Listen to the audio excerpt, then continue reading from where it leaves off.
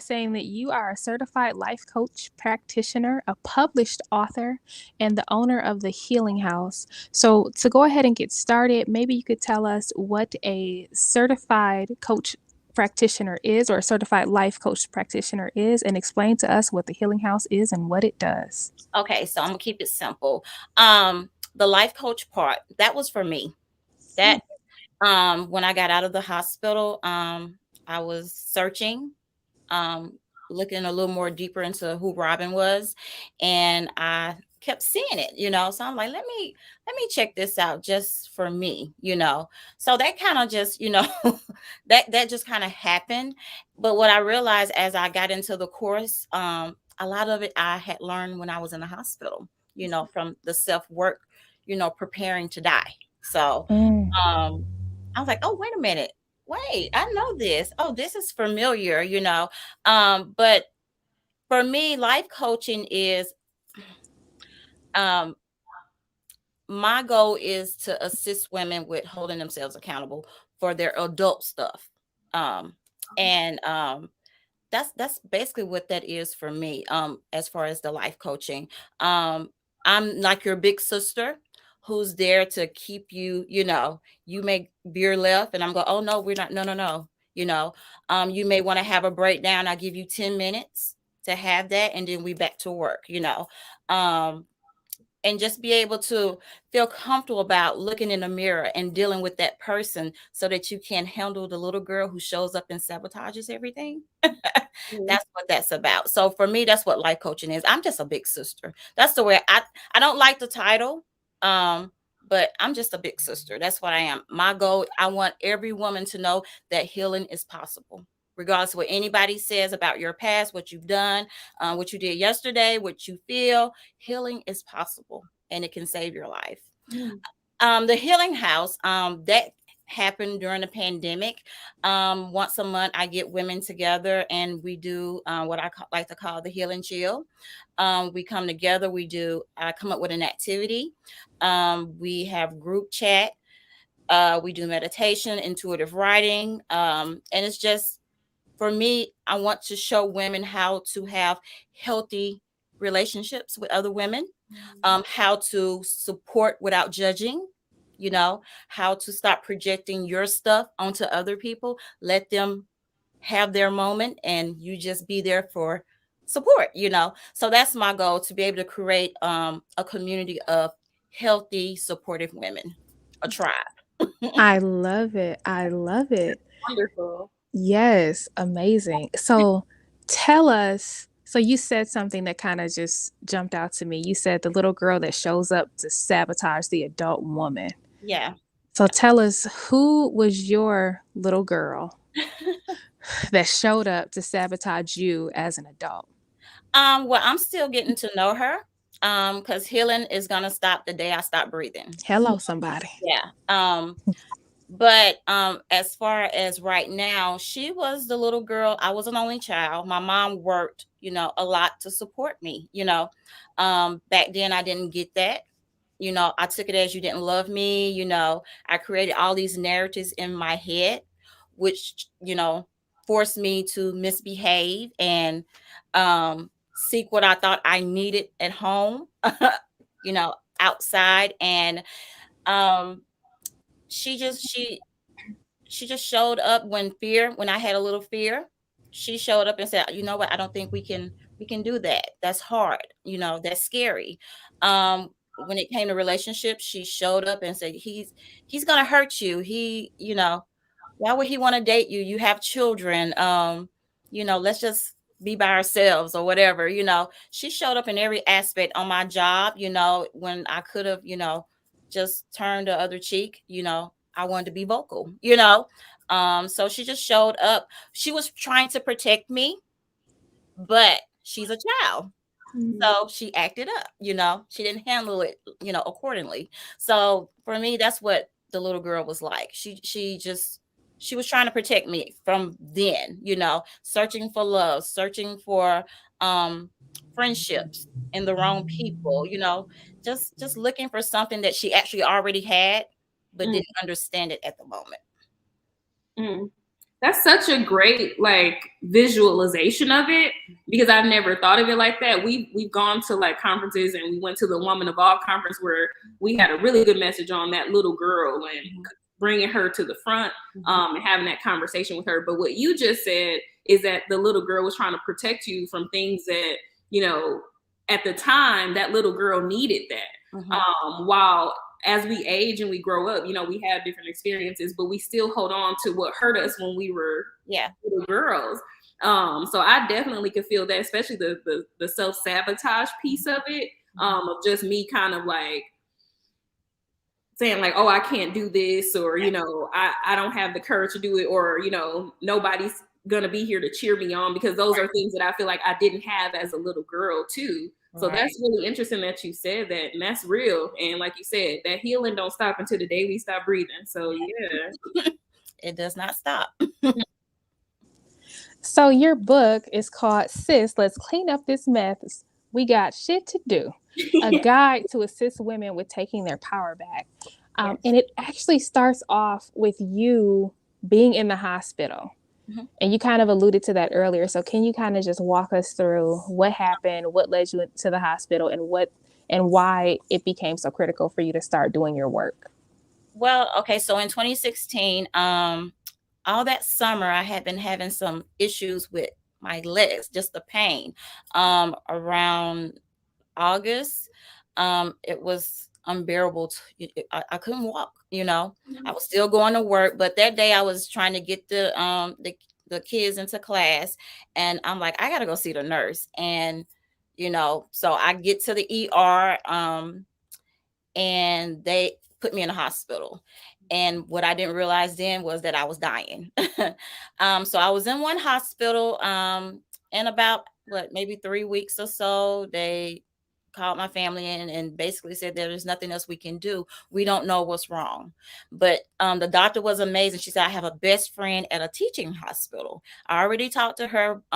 She wants her to come there. And so they transferred me during the middle of the night. I started chemo before I left there, and they just transferred me during the night. So that's where the wake up call happened. I could feel things were changing.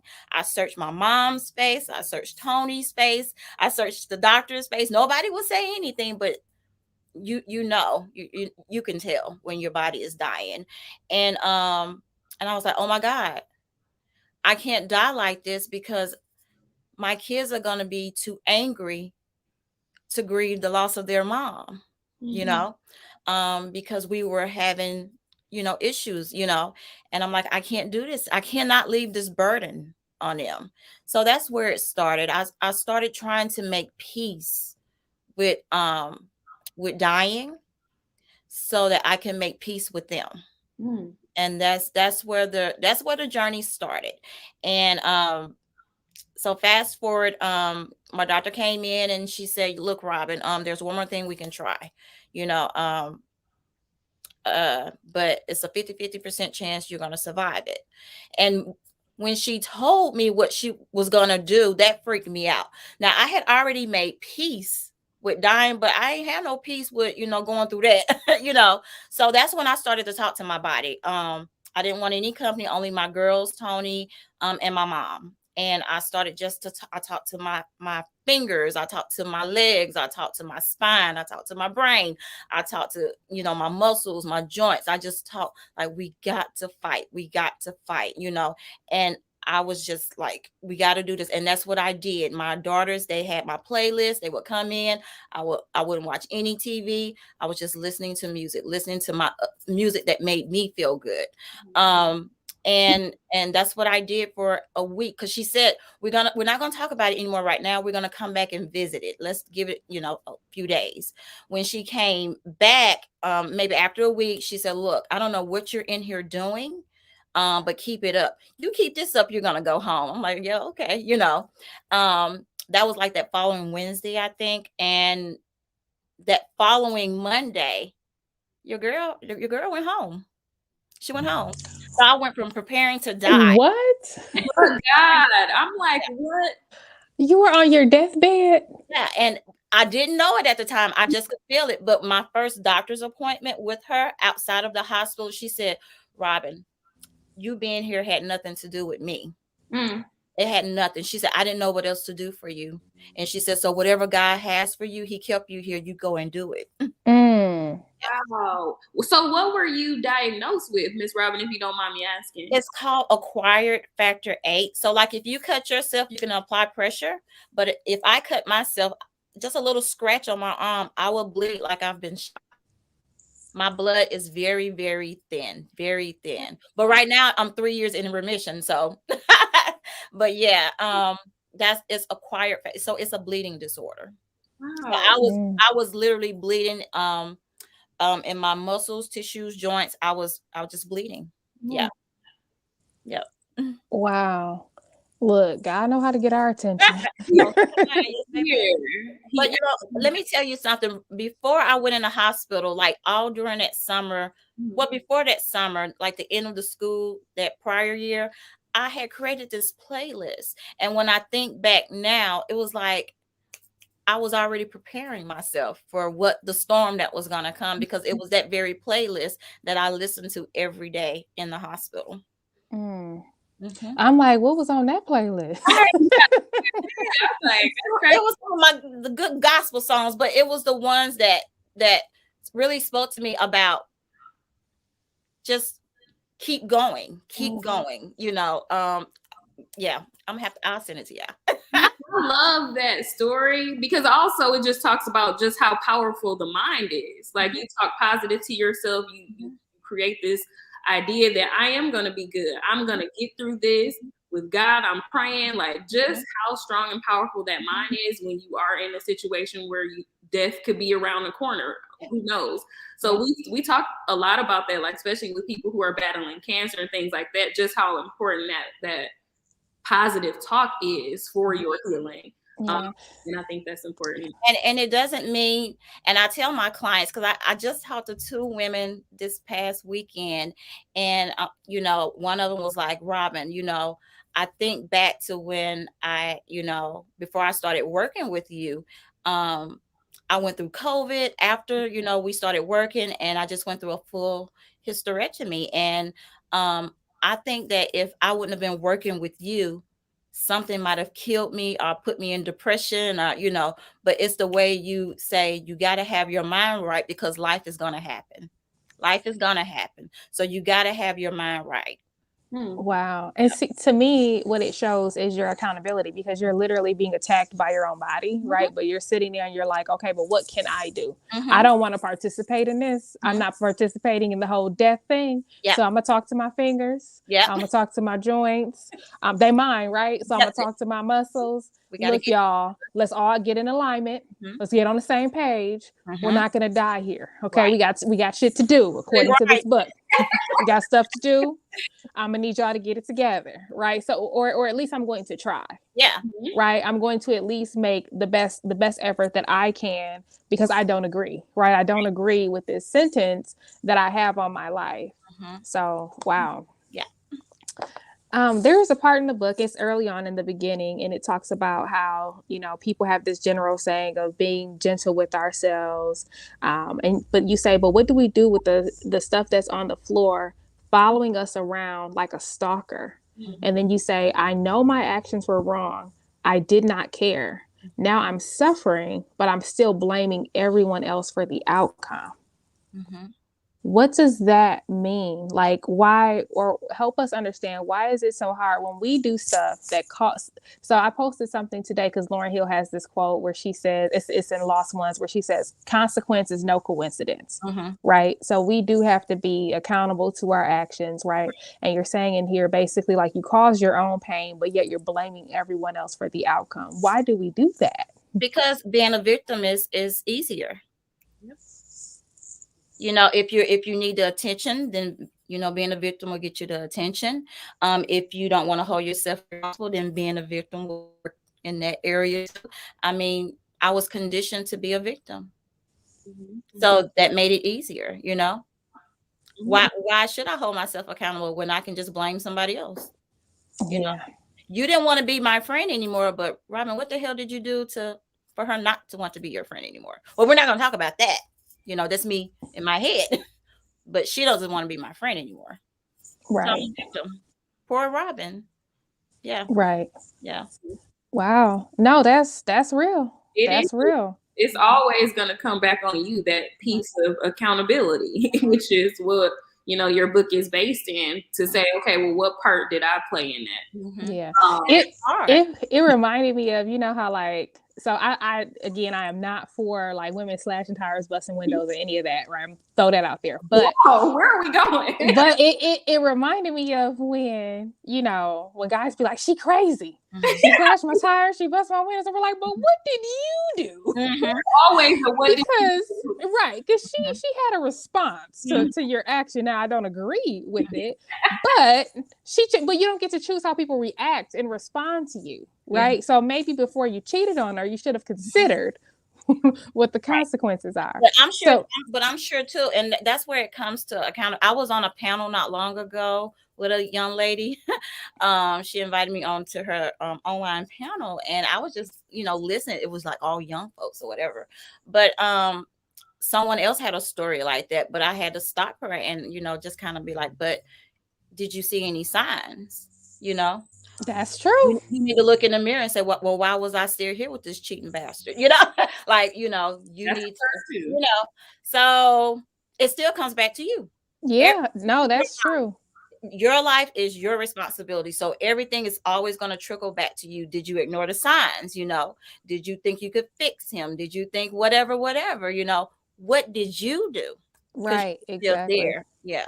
So you always got to make sure you're still either, you point your finger, but how many you got coming back at you? I always make sure you're still questioning the woman in the mirror.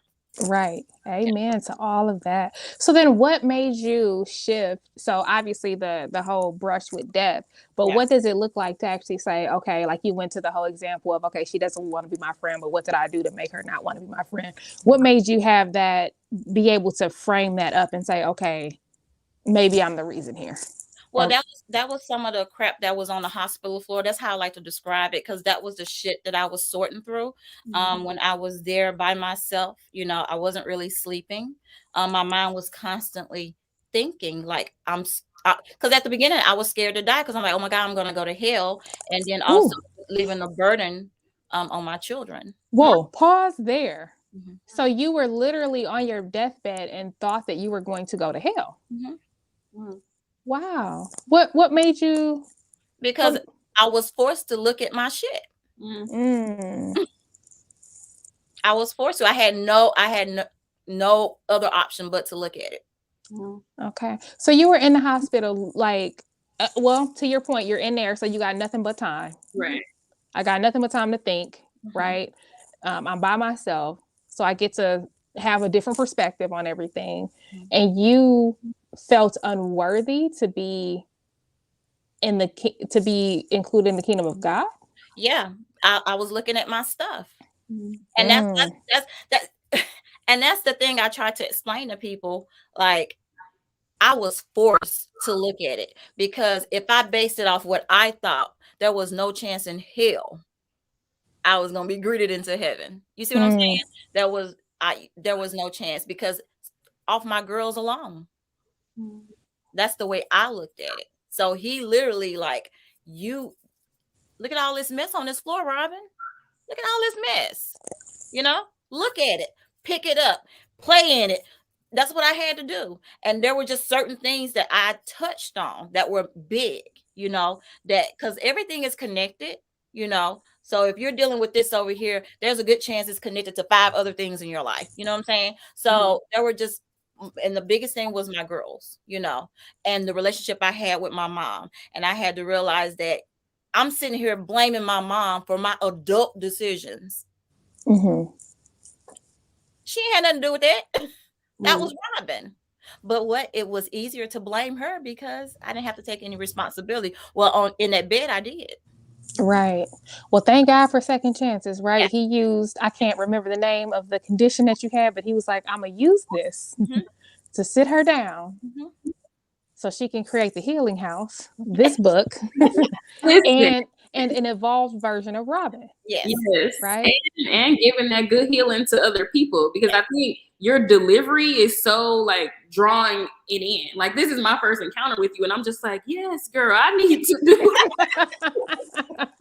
It's definitely like big sis. Like, yeah. Right.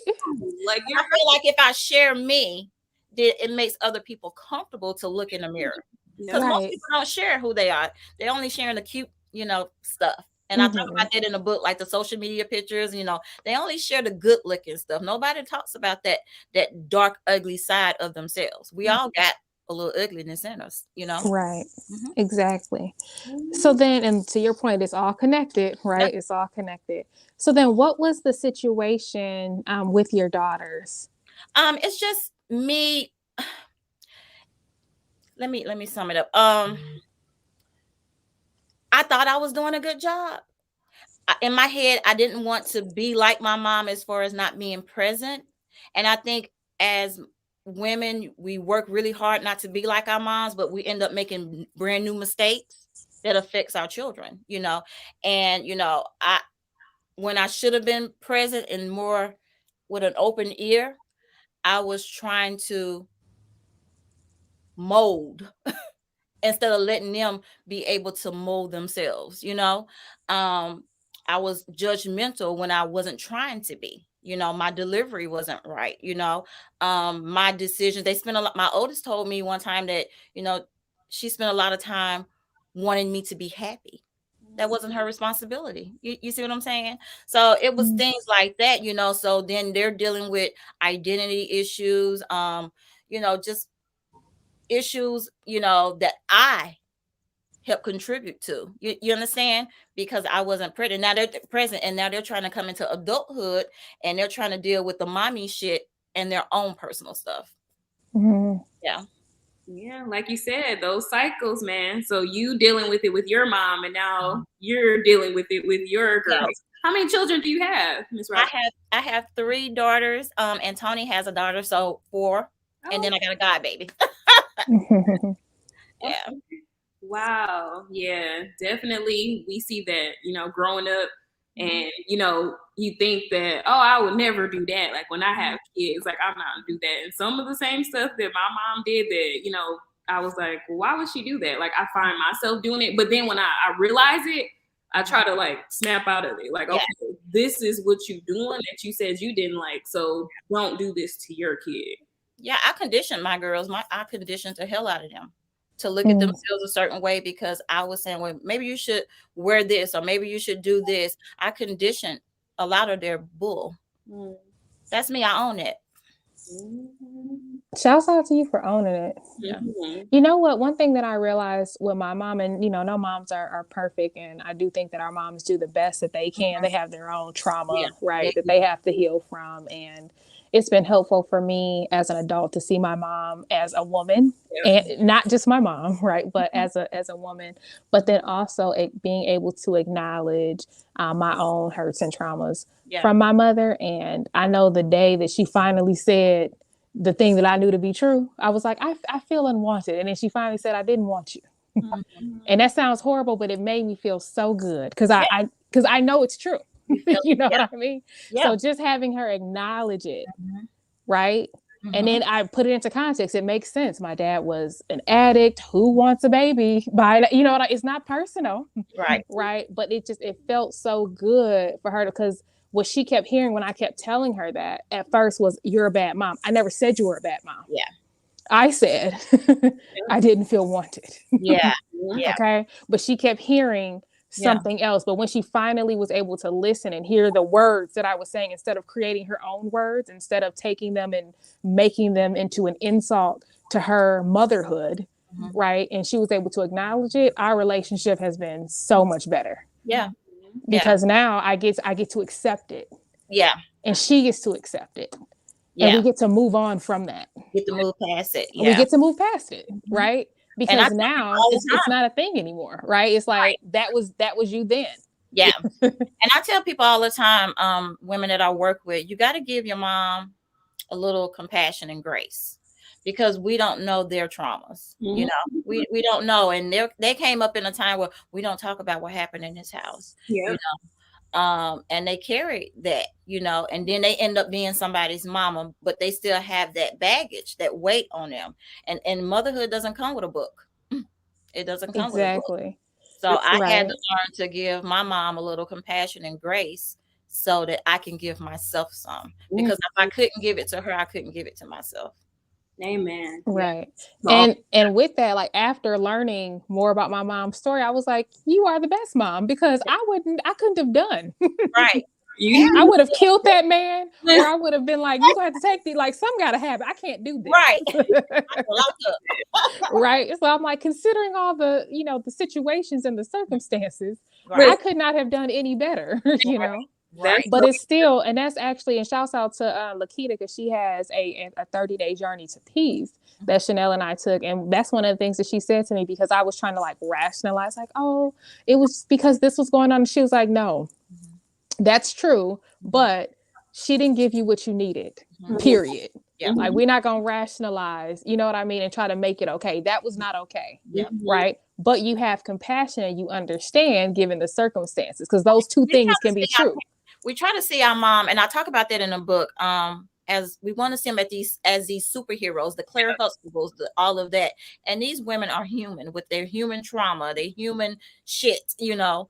But we're trying to see them as these big figures, you know, and they're not supposed to make any mistakes. They're not supposed to do X, Y, and Z. And I didn't realize that also until I was in that. That was part of the stuff on my floor. Yeah, I'm going through it right now. I'm like, am I your mom? Like, am I messing my shit up? So I definitely see it now that I am a mom too. And I'm just like, I have so much grace and compassion for my mom, because like Sherry Renee said, like not even half the stuff my mom went through, like a quarter of it. I would have been can't do it. I'm tapping out. I would have been out. Like, no thanks. Right. Jesus. So yeah, but yeah, I do think we do that. We put our parents on pedestals, and you know, we see them as larger than life, but like you all said, they're just people too. Like, my favorite quote on Insecure was, dads be niggas too. Like, that's basically what it is. Like, our parents are just who they are. They're just people. Right. There were these people just trying to navigate through life, and sometimes they didn't have the best circumstances. And and honestly, I will say, in the cases of our moms, they did a really great job considering. Because again, I would have been out. Like, I can't do this, God. Look, I don't know who said I was strong or made for this. I'm not. High five to both our mamas, because I would have definitely been like, no. Right. Exactly. So your second chapter gets into self-accountability, and you kind of go on this, all these I statements, which I really love, right? It goes into, I had to take accountability for my actions. I had to take accountability for my decisions. I had to take accountability for the shit I allowed to happen. I had to take accountability for the things I chose to ignore. I had to take accountability for knowing the consequences of my actions and not giving a damn. I had to take accountability for the lies. I had to take accountability for the hurt that I inflicted. I had to take accountability for it all. I had to take accountability for the hurt that I decided to stick around for and play victim for afterwards. I was like, so powerful. Ooh. Yeah, I love the fact that, first of all, they're I statements, and then I love the fact that you felt the need to actually call each of them out, because I think a lot of times we say blanket statements like, I apologize, or I'm taking accountability, but it's like, for what? Yeah. Because sometimes we need the language to really connect what it is that we're doing, because the true apology is to change behavior, right? Yes. So if you can't speak it out, if you can't name it, if you can't stand in it, if you can't acknowledge that this is actually on the floor, then how do you actually change? Yep. You know, that's so true. I mean, I had to own that. That was some of the stuff that was, you know, that I went through in the hospital. You know, some of the stuff that was on the floor. The you know, wanting to be, knowing that this guy didn't give two craps about me, but allowing myself to still be present. You know, allowing myself to still be present, allowing myself to be in situations where I know I wasn't valued. You know, I allowed that. But I played victim. And see that went so, and that's why that part stuck out to me because I felt like that's, and I talk about this on the podcast all the time. But one of the things that I said I wanted to do this year was accept things for what they are, not what I want them to be, not because that's how I feel about this person. I value this person, so they must value me. No, it's not reciprocal. You know what I mean? Look at things for what they are, because then you by continuing to engage, you consent, right? You're basically saying, oh, it's okay for you to treat me like shit. Yeah. And then when you go, oh my God, why you do that? You're like, I can't believe you did this. I cannot believe that you did this. And they're like, oh, I'm sorry, but they're gonna do it again. Yeah. Because they've been doing it. Yeah. It's not even new. Yeah. They haven't changed, not a damn bit. They haven't changed. But to them now you're changing. Yeah. You flipped the script. Right? And they're right. You did flip the script. Because now you're saying, you know what? This ain't cool. But they're like, but it's always been cool. So I'm just gonna apologize and everything gonna be cool. We're gonna be nope. You know, and now all of a sudden you change. Yep. Not going into it with that. Right. So I think that's big too when it comes to accountability, because it is true that people can inflict pain on you, but if you keep sticking around for it, then at what point is it your fault? You know what I mean? At some point you have to say, okay, now I know that a snake bites. So I should expect and I should anticipate the bite. And if I don't want to be bitten. But if and that once again is all connected. So you got to love the person looking back at you in the mirror, because why are we walking around expecting people to treat us better than we treat ourselves? A whole word. He's looking at how you treat yourself. He's looking at, girl, you stick around for this, right? You sticking around, so why not? You know. So we go into situations wanting people to, you know, once again that little girl, you know, wanting something, and no matter we don't care where it come from, we just want it, you know. No matter what it looks like, how brutal it is, we just want it because it's a little bit of goodness in it. We just want it, you know. But the other person is looking at like, you must have been okay with it, you know. So you got to deal with the person in the mirror. Why? Exactly. Why am I okay with it? Exactly. No, and I think for me, and we talk about this all the time on the podcast, but mine goes back to my abandonment issues with my dad. You know, he was on drugs. I was a big daddy's girl, but he was AWOL, right? Because he was on drugs, right? He had an addiction. And so I think that allowed me to choose relationships that were one-sided. Yeah. Right. And so I think that I was very aware of that in like boyfriend, like in romantic relationships. Right. So then I was very conscious of it there. Okay. But then I had to look at it on the other side, because then I went to, okay, my relationship with my dad. He's not on drugs anymore. We have a great relationship now. Took a lot of work.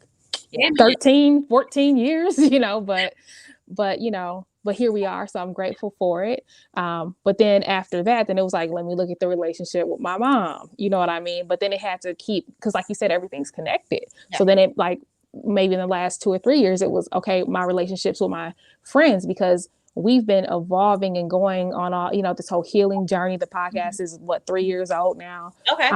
So we've evolved and we've changed, but we have old relationships and they're still used to the old version. Right. So new people may not ever try something or do something because they can see the new you, they can see the evolved version of you. But the old version of you still exists for some people because they didn't participate in the healing journey. Yeah. Right. So some of the old folks who were there along the way, they evolved too, or they at least acknowledge your evolution. Yeah. So yeah, it's a process. But when you said like it's all connected, I was like, underline, highlight, circle, star. All of it. All of it. I don't know. I need to emphasize it, and I don't know what else to do to emphasize it. But that's a note for me that I need to go back there, because that has certainly been something that I've been continuing to see, like, okay, now where else? You know? Yeah. Because it's like you said, it's the mirror. So where else is this being reflected? Yeah. And it's on me to change it. Because if you don't like it, stop participating. Yeah. Like, how long are we gonna keep saying that we don't like chocolate, but we keep eating it? Stop eating it. Right. You know? Starting with you first. Yeah, and then you breaking out. Okay, well, stop eating the chocolate. If you don't want to break out, don't eat chocolate. Bad example, because people love chocolate, but y'all know what I mean. But everything starts and ends with you. Absolutely. It starts and ends with you. Wow. I'm definitely, I want to kind of go back to the motivation. We were kind of talking about it before the show started, and I was like, whoa, stop this story. But let's get to the motivation behind you even writing a book. Like, where did that come from? Yeah, yeah. So there was one early morning, I was just yanked out of my sleep, like feel like I was like literally just get up, and get to the computer. I don't know where that came from. Well, God, I guess, but I don't know. I had no intentions of ever writing a book. None whatsoever. That was not on my radar at all. But that's how that happened, And I always, God, what is it that I'm big about? My relationship with God is different now. And I used to, go to church and participate, and then by Monday noon I'm back to the old Robyn. But my relationship now is more intimate. But I realized that I couldn't have a relationship with him until I could have a relationship with myself, because I was faking. I can't even have a relationship with the person in the mirror, how I'm gonna have a relationship with somebody I can't see? And that was my way of looking at it. Like, in order to this to be real, I got to get real with Robyn, so that I can have this relationship that everybody talks about, because I want it, And so, I spent a lot of time walking through the house, and and I'm just talking like, God, okay, really, that's the relationship I have, I'm talking out loud, like, okay, so what is it that you want from me now? What am I supposed to be doing with this? This is, you got jokes today, and when I look back on it, I think it was in the midst of a time where I was trying to figure out what else am I supposed to be doing, with this purpose, and I was doing a lot of talking to God, and maybe that was what happened. He was like, okay, I got it. Get up, right, and that's how that came out. Yeah. That is so interesting. You had like a 4:44 moment. Like, I know Jay-Z, when he created that album, he was just like, it was 4:44 and I had to go. Like, I just had to Yeah. get it out. Mm-hmm. But that is amazing, because you're going to help so many people by just having that kind of epiphany moment. Like, this is what you need to do. Go get this word out. Mm-hmm. Go share this, because somebody needs it. But most importantly, you need this for your own healing. Yeah. And other people are going to be able to get healed from this, which is so powerful. So in the middle of the night, God tells you to do this, and you actually go and do it. Right. And I was like, just going away on my laptop, and I was so amazed that, like, it literally took me maybe 2.5 weeks. Girl, gosh. 2.5 weeks, because all I was doing was sharing Robyn. Yes. Like, tell it. So then it came like, okay, so I'm putting all this on people. They need to be able to release too. So I went back and added, the little areas where you can share your own stuff with yourself. Get it out of here and put it on paper. Yeah. So that's how. And that's what I love about it, is that it truly is a workbook. So in the it's like different sections, right? So like there's one on self-forgiveness, and each one starts off with a quote, and then you tell your story. My miss, yeah. And then you have a worksheet where you explain what you want people to do, and then they have an abundance of room to get it done.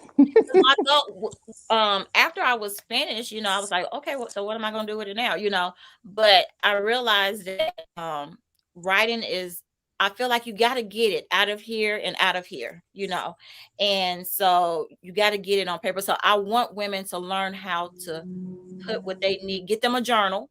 When you finish the book, go out and get your own journal and make this a regular thing for you.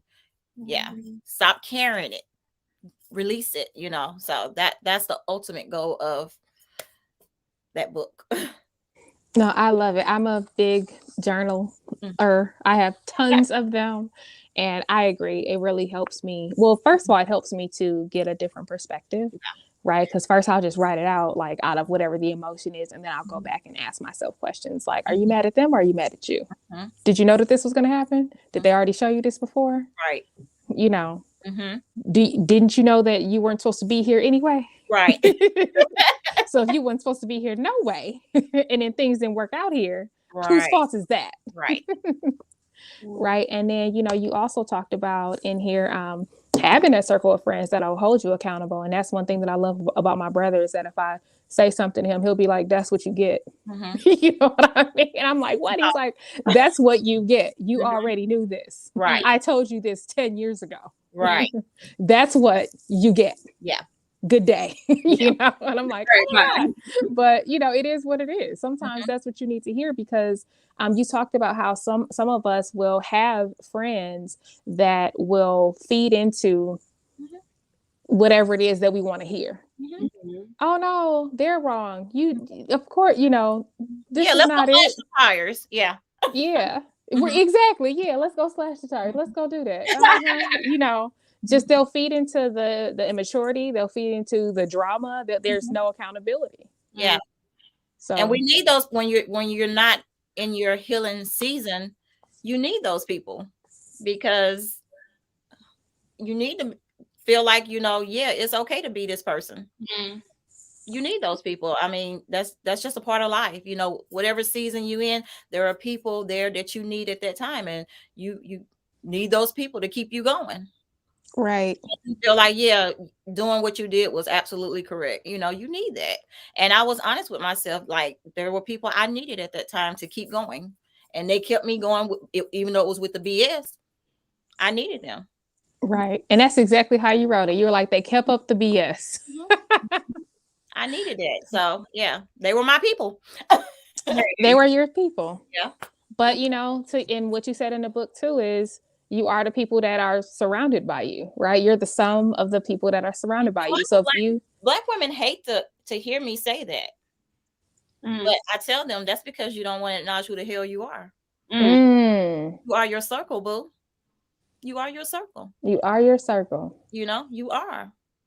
Own that so that you can acknowledge, you know, okay, well, oh my God, you know, and move forward. But you have to own that. Because why are you spending time with them? Right. Right. Why are you entertaining them? Why do they get to take up intimate space? Why do they get to bring drama your way? Right. Mm. Yep. All of that. Listen. You gotta own it. That's important to be able to own your space.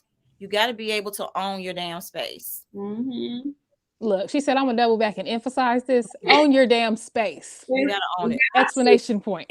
You have to. You got to, because you are a part of that. They say birds of a feather flock together. So Yes. you in here. So you're included in this too. So You're included. in the mirror. And if this is not who you want to be, you need to make some changes. Right. Right.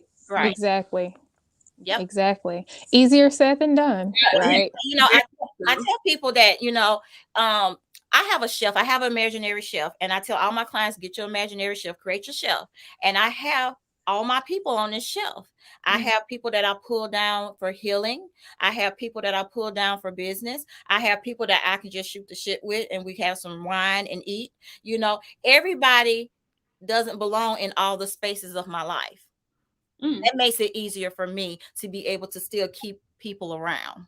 Does that make sense? Mm-hmm. But when I try to make everybody fit into this one area, it doesn't work because they can't feed me what I need. Right.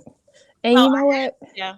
It's interesting that you say that. A few years ago, I had this whole concept of changing the nature of the relationship, right? Like if something wasn't working for me, I was like, well, maybe I need to change the nature of it. Maybe, you know, we don't need to have this type of relationship, but it needs to be reduced to something else, right? If it's not working. So I totally hear what you're saying. That absolutely makes sense to me. I think it can be hard. It can be difficult, right? If you're moving someone from one shelf to another, right? Because they may not be receptive to it. And that's where the boundaries come in, you know, because it's not about them. Amen. This is about me. And if you love me enough, you're going to respect these boundaries. Right. Amen to I don't that. I don't compromise with my boundaries, but I don't put boundaries for other people. I set boundaries for Robyn. I talk about that in the book, so my boundaries are for me. I stand on my boundaries. I'm the only person that I have control over. So the boundaries need to be for Robyn. So what Robyn isn't going to allow, what Robyn isn't going to put up with, what Robyn isn't going to say, what Robyn isn't going to entertain, that's all about Robyn. And I can hold Robyn accountable when she doesn't abide by her boundaries. Amen. Look, let me get to that section, honey, because I think I underlined yes, the whole thing. I don't know if it's possible to underline everything in one section. You gonna roll me stuff? Because I'm like, whoa, this is good. Because one thing that I took away from this that I wrote was no boundaries equals self-destruction, right? Because I agree. I went through a phase too, like a couple years ago, where I was like, I wanted to set boundaries with people, but that was too hard. Like it didn't seem right. Mm-hmm. So I was like, I have to talk about what I'm willing to accept. Mm-hmm. So it was like, I don't engage in drama. Yeah. I don't do this. I do not do that. I don't, period. Mm-hmm. And then that way it goes for everybody. Yeah. And I remember even the other day I told my brother, I said, I don't tolerate this from anyone. Mm-hmm. Everyone's included in anyone. And the beautiful thing about when you set your own boundaries and you walking in your boundaries, you don't have to go around telling people what your boundaries are. They pay attention to how you treat yourself. Exactly. And that's the thing, because when you obey your own boundaries, they have to, even if they don't like it, even if they don't respect it, even if they don't get it, because you won't tolerate anything less. If they don't accept it, then you'll be like, I got to move away because this is it. It's not negotiable. Yeah. And that actually not to abide. You knew who I was, how I love myself, how I treat myself, and what I expect of myself. You knew that, but you chose to do X, Y, and Z. So, and if you don't know, now you know. Just in case you don't, because like you said, like that's not something that you should just go around and just always announce. And I know we had Sean on here, and he was like, "Oh, we were trying to figure out like, should you communicate this and that?" And it's like, it depends, right? Like, because the boundary really is for you. It's about what you're willing to accept. But if people are watching you and they see you, then they can see the change and the growth. And like I said, the way you treat yourself says everything. Mm-hmm. And what you stand for. And that's how, yep.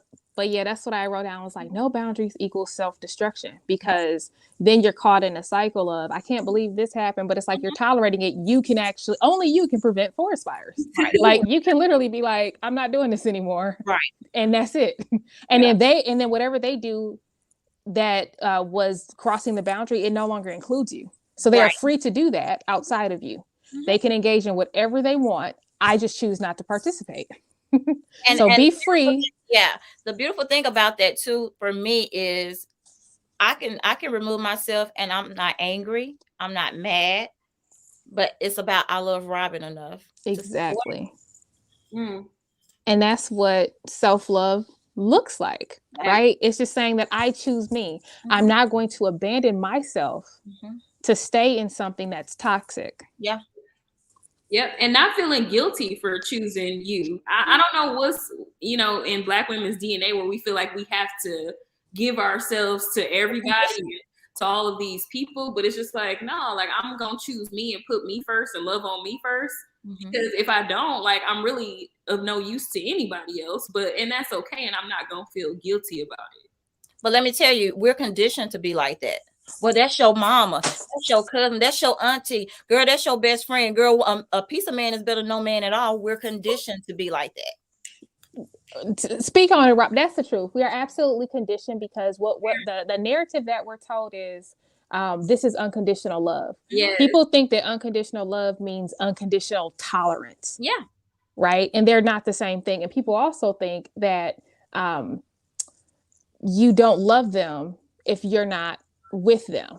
Mm-hmm. Right. But it's like, or you don't forgive me if you won't come back to the relationship the way that it was. Right. But it's like, those are two different things. Totally. Right. I don't want to reconcile. I forgive you, but reconciliation and forgiveness are not, they're not the same thing. I'll stay over there. Yeah. Mm-hmm. But that's the manipulation factor, because that is what we have been taught. Yeah. Oh, if you don't restore the relationship, then you have not forgiven. Yep. If this is your parent, they're able to do whatever, say whatever, treat you however, and you should still show up and be the best daughter in the world Yep. or the best son in the world. That's your child. I Mhm. don't care what they did, but it's like, what's your boundary? What's your standard? Because a lot of times we are enabling Yeah. the bad behavior because we continue to participate. I think about how I conditioned with my girls with my thing was, well, I sacrifice to so that you can have X, Y, and Z, not realizing that I'm teaching them to put themselves on the back burner for the sake of everybody else. So I literally conditioned them to put themselves last. Yep. I did.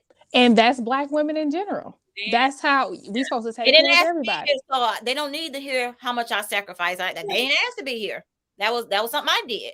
Right. They Exactly. don't need that song and dance. They need me to show up as my best self so they can go out and be their best selves. Right. Yeah. That is Exactly. That is so good. That seems like the consensus for this year of just self-love and putting yourself first. I feel like all of our episodes recently we've touched on that just a little Yeah, I bit. have. Yes, yeah, I have. It seems like we putting us first. Right. And I want women to also look at self-love outside of, the self-care outside of the cutesy stuff. Yeah. And because for me, self-care is saying something I need to say. Mm-hmm. Self-care for me is being able to sit in peace with myself, and be okay with it. Self-care is for me is being able to walk away from somebody who I truly love, but knowing they're not healthy for me right now in this season. You may trickle back around, I do have people that's actually trickling back around, and saying, I get it now. I get it. Mhm. And I want to apologize. I have that happening, so that's what self-care for me is also. I want women to also understand, yes, you can do the other things, but make sure you always doing the inner work. Yes, Yeah. I agree. There was, and I dropped my book, but there was a part in the book where you talked about, you went on this tangent about peace, Mhm. right? And I was like, yes, and about what peace really is and how some people want to be happy. Yeah. Right. And how happy is this like fleeting things because seasons change, right? Moments change. Yeah. And it's not something that you can really be rooted in. Yeah. But how peace is something that you can actually, stuff can still happen. Yeah. But you can still, it'll guide how you deal with it and how you respond. Yeah. My peace allows me to step back and look at a situation and be like, that ain't about me. My peace allows me to be able to think before I speak. I don't want to disrupt my peace. Right. I'm protective of my peace. I ain't let nobody come in and start no mess over here. Okay. And now I have to rework myself mentally to get back to what I worked so hard for. So I'm very protective of my peace. Yeah. Yes. Yes. Yes. Man, that's amazing. I love every piece of that. And that's something that we too have been, on a journey for. And, the peace and is I think a beautiful that thing. I had somebody tell me that I work with just recently. They didn't understand when I talked about the peace, but now they get it. Even at work, they had to realize that I gotta have peace at work. So if she don't like me, but that ain't got nothing to do with me. That's between her and whatever she got going on in her personal life. I didn't do anything to her. So when she comes around, I'm just gonna move over. I'm not going to let her energy bother me. And that's what I want. I want women to be able to acknowledge their shit, forgive their shit, heal it, and then move into the peace. Exactly. In that order. I love that. And I think that peace, once you get it, then, because there was, different events that have happened in my life. And then I finally felt like, you know what? I'm right here. And then if I feel like you're attacking it, look, yeah, you can't disrupt this. Yeah. You can do anything else you want, but this right here. And it's crazy because I'm literally in 2018. One of my line sisters told me this. She said, we were all having brunch and everybody was supposed to give something to everyone, a word of advice. And she said, if anything disturbs your peace, let it go. Yeah. And she was like, I don't care what it is, a man, a job, let it go. It's just not worth it. And so every time I see her, we have that same conversation. We just be like, it's the peace for me, you know, just like alluding back, because when she said that, I was like, hold on one second. Like, let me write this down. Like, Robyn, you glowing, girl. It's the peace. It's the peace. It's the peace. Ooh. And it's just been one of those things that you know how people say things and then you always refer back to it, and you see it differently each time. Like it means something different to you each time based off of whatever your circumstance or your situation is in the moment. But that has been a true gem. Yeah. And so when I saw it in the book and I saw the whole section on it, I was like, hold on, wait a minute. Oh my God, this is good. This is good. I got to send it to her. And I want to speak on, you know, I do ask women, you know, what is it that you want? You want to be happy or you want peace? And they always choose happy. And then I have to explain to them that, you know, you can get up tomorrow and it be a terrible day. How are you going to be happy? But if you're walking in peace, you can realize like, okay, well, I'm just going to stay positive and it'll get better later on today. Or you can look for the positivity. You're no longer, because we're conditioned to look for the negative. Yep. It's going to be bad regardless of what happened. What I want women to learn to do, and that's why I speak a lot on creating a gratitude journal, is to recondition your mind to look for the goodness. So you have a whole day went through, you know, when you get home, write down somebody said hello to you, a little boy told you was pretty or whatever, all the things you're grateful for that happened that day. So when you have a bad day, pick up your journal so you can remind yourself how good you got it. And now you're learning to retrain your mind to seek out the positive. Yes. That's what peace is. Absolutely. You can't, there's no way to be happy every day, all day, but you can be peaceful. I agree, because happiness is really an effect to what happened. Yeah. And peace is like a disposition that you get to choose. Yes. So yeah, that totally makes sense to me. I actually did the gratitude box one year. Okay. And it's really, this is what's really horrible is because I did it one year and I haven't done it again, but I found it like maybe 2 weeks ago.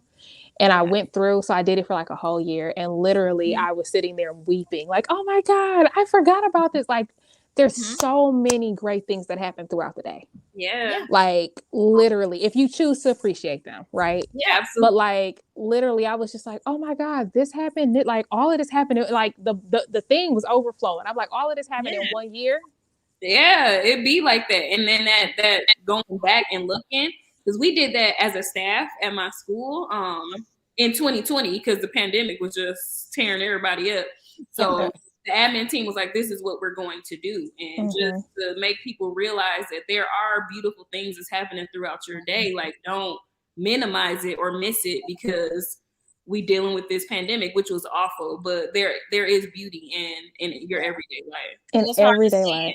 It's hard to see it, and you really have to work. I don't like to sugarcoat it because it's hard work, you know, and that's even why I tell ladies, you know, get you one of those little bitty little pocket notebooks so you can during the day, if your boss pisses you off, grab your little gratitude journal and go through it and remind yourself of how awesome you are and how many people love you, you know, and where you are in this season. This is just a bad moment. Don't make it a whole bad day. Amen to that. Yes. Right. I love that. That's definitely going to be a quote. I love it. Yeah. Oh, God. But yeah, I do try to have a ritual in the morning when I like make myself say what I'm grateful for. And sometimes it's literally just like sometimes I'll see different people with different conditions and I'll be like, I'm grateful that I can walk. You know, like we don't like the things that we minimize would actually be a very big impact to our life if we didn't have them. Indeed. You know, like it's well, yeah, you know, because you was in a hospital, you know, so it's like it's just so crazy. And it's so crazy. What makes me think about what Ms. Robyn just said is like just being at peace, because at one point in the hospital, like you had to be at peace with this might be the end of my life. So let me go through all of my shit. Let me get myself together so that I can get up out of this world being at peace, loving myself and rectifying the relationship with my children. Like that's what's most important. Yeah. So like just hearing that kind of full circle moment, like your peace is so important because it's going to push you through. And that gives you the mindset to be like, okay, well, I'm at peace with this. Here is an opportunity that came my way that's going to help me get better. So now let me get my mind right. Like, Right. we gonna do this, body. Like I said, fingers wiggle, legs wiggle, like all of that. Like we are gonna. So that's just full circle how that works. And you practice what you preach. Like you're not only telling other people to do this, but I've lived this. Yeah. This is what I know to be true. And that's important to me, to be transparent, because it's hard to, I realized when I used to go to like all the little, brunches and things like that, there wasn't a lot of transparency in it. So, it was fun. I took cute pictures, but, after that, it was like me in church. What do I do with this? I wanted to be able to create a space where we're putting our shit out there. I mean, when I do the healing chill, it's supposed to start at noon, and then by 4 o'clock, it's over. Oh no, 8, 9 o'clock, because they don't took off their shoes, they're laying on the floor, they're laughing and talking, but creating this relationship and really sharing. And then having other women, I had women say that I couldn't look in the mirror because I thought I was so ugly, to have a group of women say, oh my God, you're beautiful, just to pour out that love and support. That's what I want. It's hard for us to do that as Black women because we haven't dealt with our own stuff. And then we are surrounded by other women who hadn't dealt with their stuff. So it's hard to have that moment of just be here for me and let it be authentic, and just let me cry. Let me do what I don't need all your words. I just need to be. And I want you to sit here beside me. Yeah. So I love that. And in your book too, you talked about taking up space, and you were like, take up space, like everywhere you are, do it. And then you talked about how like it gives you the ability to not have to fit in and not have to do all this other stuff because you know your worth, you know your value, you don't need the validation, right? You're confident in who you are. And I'm like, yes, let's take up space, sis, everywhere. Yes. And that the space is so important because, I used to try to put myself in situations where, I wasn't ready for, and every rejection is not a rejection. I just wasn't supposed to be there, or I hadn't done the work to be there, or whatever. But now I purposely try to put myself in spaces where I know this is where I need to go. I'm walking in spaces where I know that there are people who may need me, will be attracted to me, so that's what my space looks like. I'm taking up space with my family. That's time I set aside just for them. So that's intimate space I'm taking up, and it's just for those people. I'm very particular about my space. Right. I am. Look, when I read that section, I was like, is she reading my diary? Is this my life? Because like totally, I've made a lot of changes over the last probably 2 or 3 years. And what I found is that that's what it comes down to is I just be like, oh, I don't belong here. I get it now. You know what I mean? Like, I'm a circle. This is a square. Yeah. Right. So like, why am I trying to fit? I don't. Yeah. So I can get mad and keep trying and, be upset with all the situations that arise from that. Or I can just simply accept I don't fit here. Yeah. Let me just go to where I fit. And even like on our page on Instagram, we actually started it over. So we said we're starting from scratch. Okay. So we were like, we're throwing the old page away. We had over 10,000,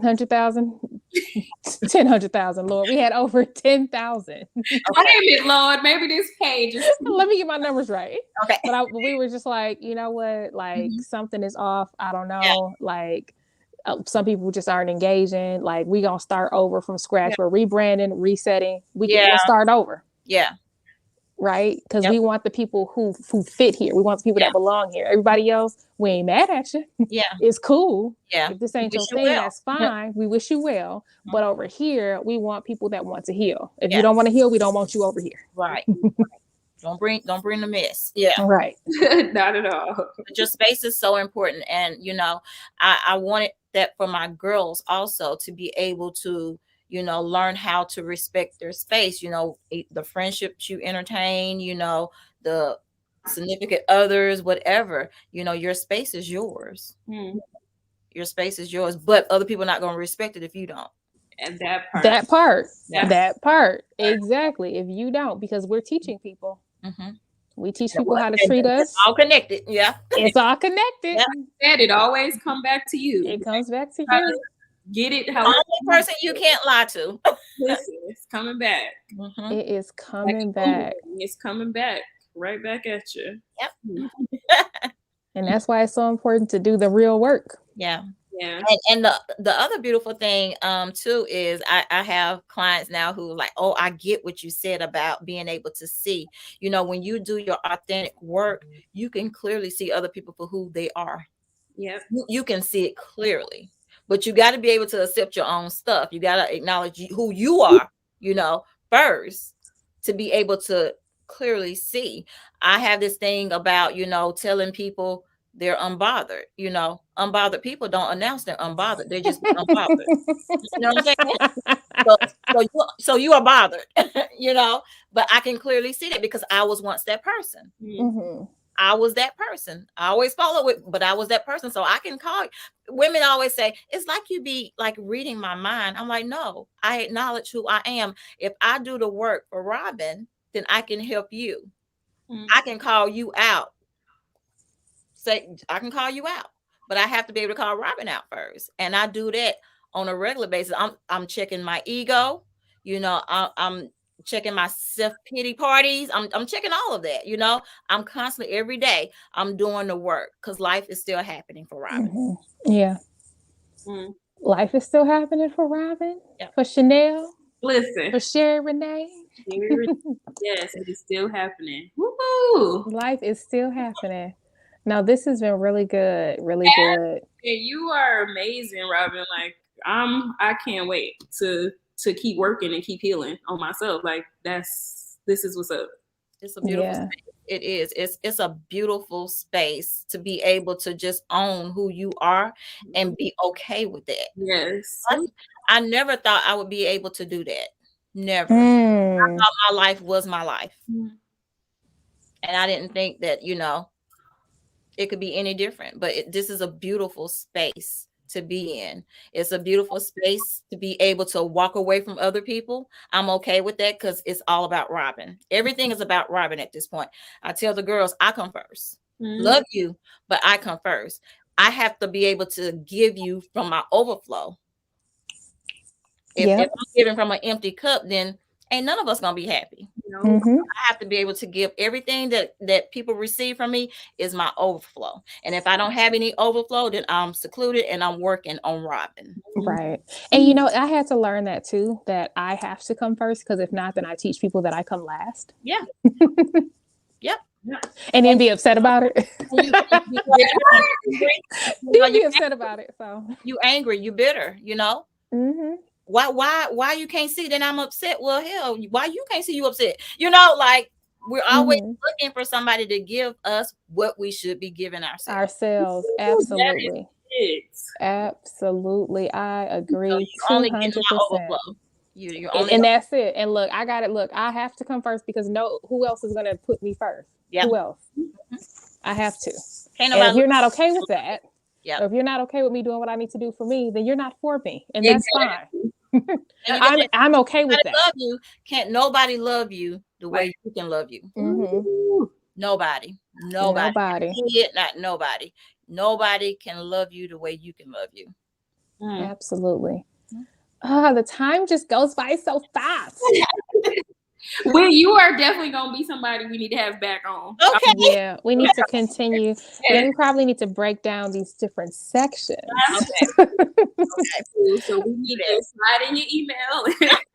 Right. Time to have you come on back. We need big sis. I would really do. I love that. Thank you so much. Oh gosh.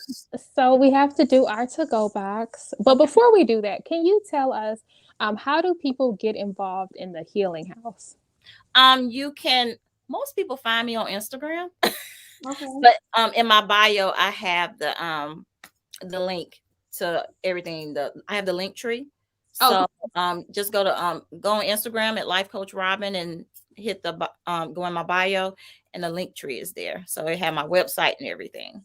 Perfect. Okay. where people can purchase the book. We had somebody in a live asking about books. I know we'll try to link it in our link tree as well. Okay.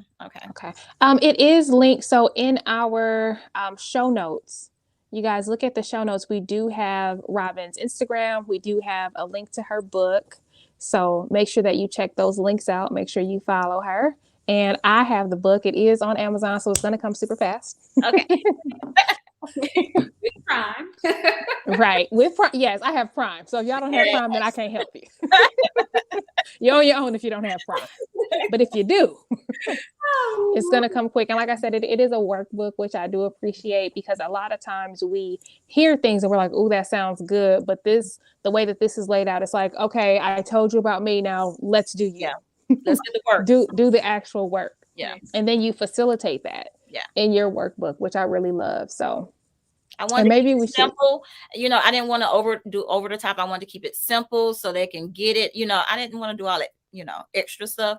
And I'm just like, because somebody asked me, well, are you going to get a publisher? What are you going to do? But I didn't want anybody to mess with it. I wanted, this is authentic. This is my work. So, this is what I live by. I want to be able to tell it the way I need to tell it so that they can get it, because I was that woman. So the way I needed to hear it, that's what I want to hear. And so that's who the book is for, right? So if it's not for you, keep scrolling. If it is for you, click the link. Right? It's cuss words in there. It's cuss words in there, but then she be talking about praying. So it's really funny to me. I'd be like, this is so authentic. That's Robyn. I'm like, that's big sis, So right. So tell us, what do you feel your purpose is? Well, for me, it's a two-part. My purpose, I feel my purpose is to be here and learn the lessons and live life the way it's meant for me to live. That's my purpose for Robyn. God's purpose for me is to learn the lessons to help other women live the life they need to live. So it's two-part for me. I always, I give God his credit, but also always make sure I give Robyn hers too, because I also do the work. I no longer say it's God, why you didn't do X, Y, and Z. Oh, that's the devil's fault. I always acknowledge Robyn too. And it makes me be able to keep working, because I'm validating Robyn and the work that she has done.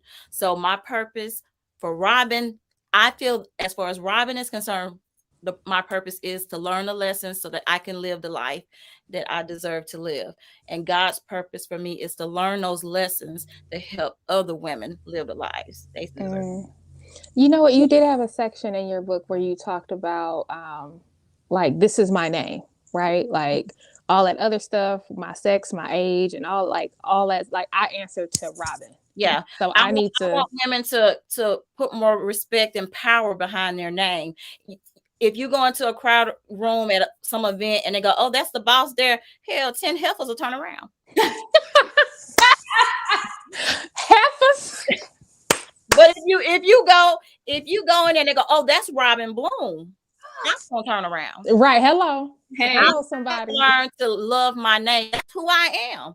That's who you are. On my own. I don't need you to put respect on it, because I'm gonna put respect on it, and I'm gonna put power behind it. Yes, I love it. I am. So I love that. I don't want to be a boss. I don't want to be a boss chick. I don't want to, I like to refer to myself as a badass, but as that title of a boss chick and all of that. No, I'm Robyn. Right. Robyn. That's who I am. Okay. That's who you are. Look. My name is my name. I said what I said. Blank, period. Okay, look. I love it. But I think that's so important that we put power, get back into putting power, like Oprah. I agree. Yep. Like all these other women, it's power behind that name. Yes, it is. They are. Look, you can just say, oh, and people know. Yeah. Oh, Oprah, yeah. Exactly. Yeah, but put some power behind your name. Look, but that comes with the healing. Yeah. Love Yes, it who you does. are, because you can't put no power behind it if you don't love, who that name attached to. And accepting who you are. And to me, that's the heal. Like Chanel and I did an episode, I think it was called What is Healing Anyway? And I talked about how it's really accepting who you are. Yes. The good, the bad, the ugly, all of it. All and of saying, it's still me. It's still me. I am. Right. I'm working, and you may catch on that dark day, but this is who I am, and I'm working. I'm working. No, that's good. Yes. So now we have to do our to-go box. The time just flew by. It did. So Chanel, I'm going to start with you. What's going in your to-go box? This was good. Always. I'm definitely, this is one I'm like, I got to listen to a couple times again and really get deep in this book. I'm excited for the work that's coming. But what I'm taking away for sure is just the woman in the mirror. Like, I'm accountable for Chanel and all the things that Chanel has going on. I can no longer blame it on what happened to me when I was 4, or, what happened to me yesterday. Like, I have to be accountable, and I have to move forward with my healing. So I'm really taking this episode to heart that, I still have some work to do. And we've said this on the show a number of times, like, healing doesn't stop. Like, it keeps going. So while I thought I was in a good spot healing, I know I still got some work to do based on the conversation that we had tonight. So I definitely appreciate you, Miss Robyn. This was great. So I'm excited to get to work. Yes. That's good. Miss Robyn, big sis. Oh, yay. What are you taking away? I'm taking away the gratitude of the connection that, being able to connect with you guys, and just the work that the 3 of us are going to do out here in this world. Yes. I'm giving gratitude for that now. I'm giving you guys your flowers now, because you deserve it. I don't want to wait till you're gone and be like, oh, she had a pretty smile and she was just wonderful. I want to give you your flowers now, because this is amazing. This is amazing. So I'm taking away the gratitude of the work we're about to do out here in this world. I know that's right. Thank you so much, Miss Robyn. We love it. We love it. I'm taking away the accountability movement, because that's one thing that you were kind of talking about in your bio, is just the fact that I get to decide, right? Like the fact that everything's connected, and the fact that I get to decide how my life goes. If I don't like it, I can simply just not participate in it. The fact that I can create boundaries for myself, right? I don't need to announce them to the world, but I just have to make sure that I uphold them. Right. And that everyone else will adjust and move accordingly. And that's okay. Yep. Indeed. And that, the fact that happiness is really a false sense of peace, right? But the true peace is not having it be contingent on happiness. Yes. So, and for the fact that you really added a lot of value to our podcast today. Absolutely. Thank you. So we're grateful for that. Thank you. We're grateful for that. And we probably need to do one exercise or something. Let's do Chanel and I are gonna be on here crying, but it's okay. It's okay. We've done that before, so it's okay. Yes, we absolutely need to do that. Just saying. Yes, absolutely. So we would definitely love to have you back. Thank you. Absolutely. Thank you. I'll open to come. I'm excited. Thank you guys so much. Absolutely. So thanks for tuning in to Brunch with Besties podcast. Until next time, peace.